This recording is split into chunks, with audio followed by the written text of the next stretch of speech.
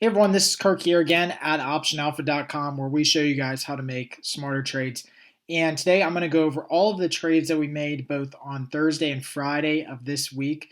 And I'm doing this video on Sunday, the 28th of September, just because there was only 3 alerts. So didn't want to send out one video for one alert and one for two. So I just wanted to kind of recap those here quickly in a video for those couple days that we had at the end of the week.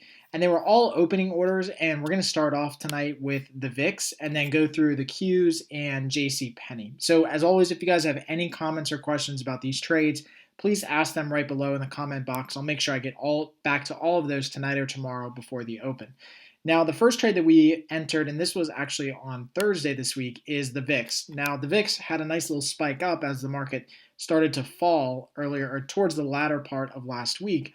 And this gave us a really good opportunity to enter these VIX October options, and they're not actually the October 4s. Sorry, that's just a typo in this error. But they are the October monthly options. We sold the 17-18 call spread in the VIX. And the reason that we did that is not because implied volatility is high. I mean, it is, but for the VIX, it's you can't have implied volatility on the actual index that tracks implied volatility, right? So in this case, we know that the VIX is always pulled downward. So lower volatility is going to pull the price of the VIX down. And we've had really good success this year actually trading the VIX.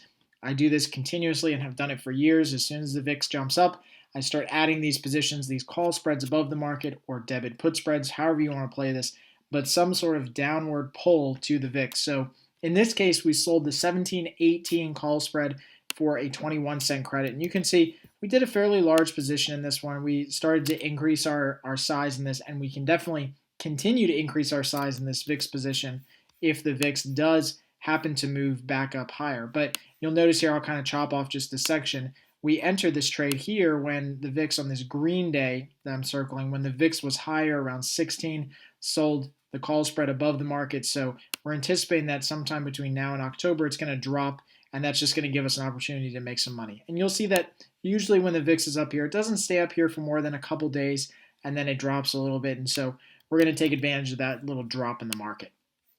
All right, so the other position that we got into on Thursday was the Qs. Again, same thing, trying to get some bearish positions in our portfolio, try to even out things. We've got definitely some bullish positions, which is great. Now with implied volatility higher, this gave us an opportunity to sell some premium and get some of these credit spread positions on. So with the Qs, we went out to November, sold the 102, 104, so a $2 wide call spread on the Qs, and collected about 38 cents in premium. So that puts our break even around 102.38 on the Qs.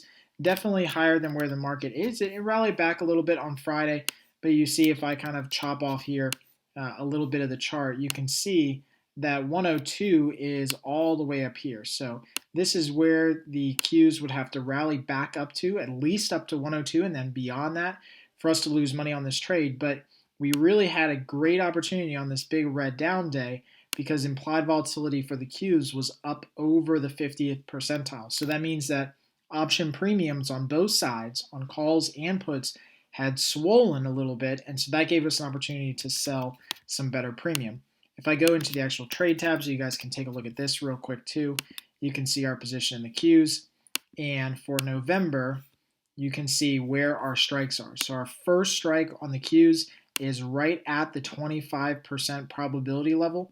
What that basically means is that this is the likelihood, since it's probability of ITM, this is the likelihood that the Qs are to actually go in the money between now and expiration. So the likelihood that the Qs, which are at 98.78, go up to and above 102 is about a 25% chance. When we actually made this trade, it was a little over a 22% chance. So we were trading with better than 75% odds of success, and that's really what you want to do. Is the takeaway here is you just realize that if there's a 25% chance or so that you lose money, then there's about a 75% chance that you're going to make money on this trade. So very, very high probability trade. Like this trade a lot, and if we need to, we can add to this position. All right, so the last trade I want to cover is our vertical put spread in JCP. This was a debit put spread. Again, starting to add just a couple bearish positions to our portfolio just to kind of even things out. With JCP, it was nothing more than the fact that we're not really bullish on the stock. I think that it's had a nice run up the last couple of months, but I think it definitely could see some downside exposure here as we get closer towards October, November, etc. So the Nove 1110 on the put side for JCP. So we bought the 11 strikes, sold the 10 strikes against that, paid a little bit over the mid price at 60 cents, but we got a really good break even around 1060 on this trade. And if we go to the chart here of JCP, you guys can see what we're looking at as well. So you can see chart here of JCP definitely had a huge move lower on Friday, continues to kind of make this kind of swooping and rounding top. It's definitely not at its recent highs. So all we need is we need this thing to close anywhere between around 1040 and below. So that's kind of the line in the sand, and you can see that even entering this trade, we got really good and favorable pricing for our break even, because that allows JCP to actually rally up to 1040 and we still make some money on this trade. So we're giving ourselves a lot of room between ourselves and the market. JCP can trade sideways, and obviously we would like it to trade lower just a little bit to also help out with this profitable trade. If we go to the technicals here, you'll also notice that we did get a couple bearish signals on CCI and MACD just about a week and a half ago on each. So we definitely have some pretty strong bearish signals, and JCP tends to be in these trends for quite a long time. So once we get a nice buy signal or sell signal, it tends to stay in there for a little bit. So we did go out in time on this trade just to go a little bit further, give ourselves a little bit more time by going all the way out to November. So we've got plenty of time to see if this thing dips below that level and start to see a profit materialize. So that's really it for today. As always, if you guys have any comments or questions on these trades, please enter them right below here. I'll get back to all of those tonight or tomorrow before the open, and happy trading.